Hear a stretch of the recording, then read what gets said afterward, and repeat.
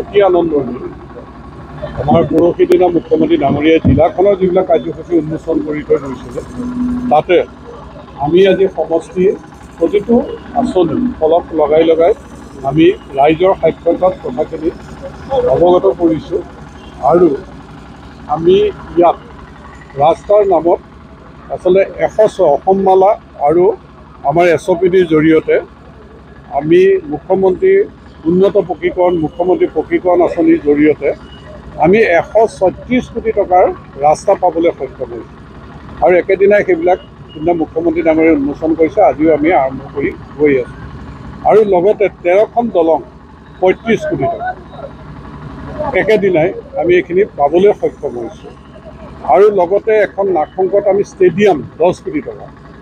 গতিকে ইমানখিনি টকাৰ আঁচনি আমি ইটাখোলা অঞ্চলতে এতিয়া 5টা আঁচনি আমি কামৰ শুভাৰম্ভ কৰিলোঁ।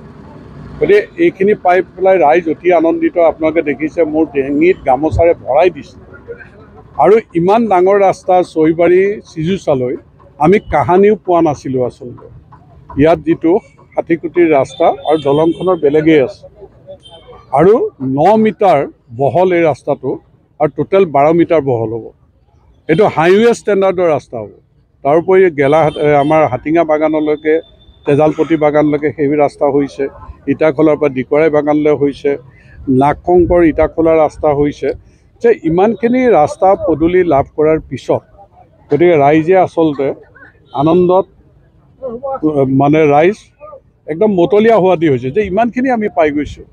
গতিকে হিয়া উজাৰি ৰাইজে প্ৰধানমন্ত্ৰী ডাঙৰীয়াৰ প্ৰতি মুখ্যমন্ত্ৰী ডাঙৰীয়াৰ প্ৰতি কৃতজ্ঞতা জ্ঞাপন কৰিছে। কিমানটা ৰাস্তা আজি আমি আমাৰ 2টা ৰাস্তা অসমমালাৰ যিটো চৈবাৰী চিজুচা আৰু আমাৰ চাৰিদুৱাৰ যিটো মানচিৰি ৰাস্তা আৰু আমি 16টা ৰাস্তা আমাৰ গাঁৱে ভূঞে এই ৰাস্তাখিনি কাম আমি আৰম্ভ কৰিবলৈ লৈছোঁ।